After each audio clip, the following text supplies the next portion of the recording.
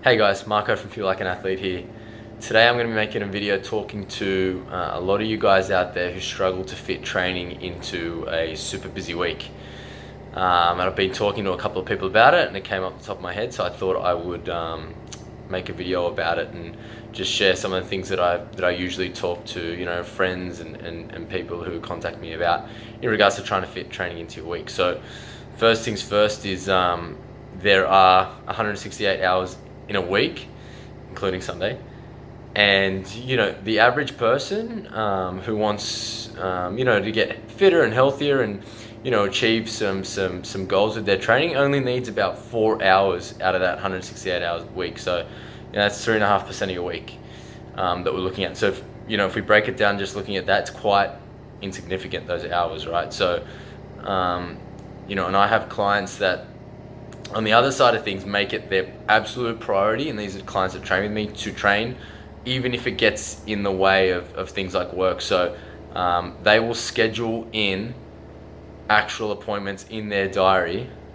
to train, so that at work, that someone looks at their diary at work and it shows that they're scheduled in for a meeting at like 9:30 to 11 and not to be disturbed, and what they're actually doing is training. I don't know if I should be sharing that, but I guess you guys don't know who the clients are, so that's not too bad. I even have some clients who will generally have a shitload of downtime in the evening, like 3 or 4 hours of just being in front of the TV and just kind of chilling out because they're really, really tired. They'll cut that down by like an hour and a half, get into bed earlier, and then wake up earlier in the morning so they can come and train. So just some little things that, some things to share with you that I have some clients do. But for you guys out there that aren't really training at all because you're really, really busy, these are some things that I want you to look at doing. So the first thing that I want you to consider is do not overcommit. So start really, really slow with maybe 2 to 3 hours a week. Obviously, let's just talk about like 45 minutes or an hour sessions a day. Don't go into trying to train six times a week for an hour a day, like 6 hours a week. Try just building up into it, because what will happen is if you overcommit, you'll eventually fail, and then you'll just say that it's not worth it and that you'll justify not training. So just build up slow. So if you get a couple of weeks in a row where you're training 2 to 3 hours a week and you want to ramp that up because you think now you're in a bit of a habit with it, go for it, but don't try and commit to six hours a week straight away. The next one is find something that you enjoy doing. So I guess it has to align with your goals, but if you absolutely hate running and you're trying to commit to 3-4 hours a week of running, it's going to be a lot harder for you to complete that task, right? To complete that commitment. So find something you enjoy doing, whether it's whether you prefer sitting on a row or a bike or a stepper in the gym, or you want to play sports or do something, some type of individual sport that gets you doing that exercise 4 hours a week. Go for that. You're going to have a lot more success that way.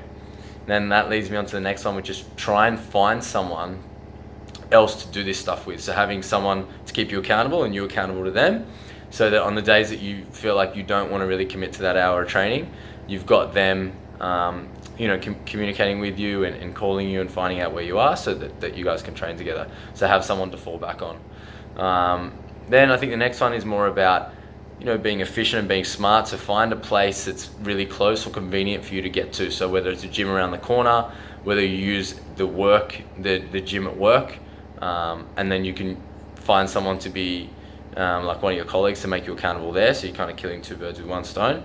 Find something that's convenient for you and it doesn't take out too much time to get to, because then again you'll justify it by saying that it's too far away or there's too much traffic and you won't be able to train that day.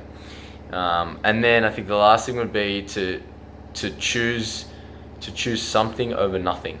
And what I mean by that is even if you've committed to an hour training session and you only kind of have enough energy for 20 minutes or 30 minutes, or you have to cut it short for whatever reason, something over nothing is better, right? And then we go back to the first point, where even though you're not overcommitting, but even though you've kind of said that you're doing X amount of hours and you haven't reached it, at least you're doing something.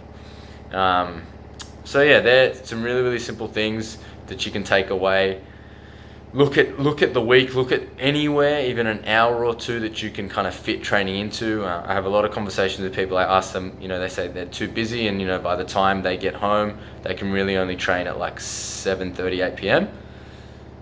Look at the morning schedule. Usually you're going to have more control over what you can do in the morning versus at night. So can you go to bed half an hour to an hour earlier so you can get up a little bit earlier and train? I've got a separate video on that in regards to training in the morning and the benefits of that, so I'll post it in the comments.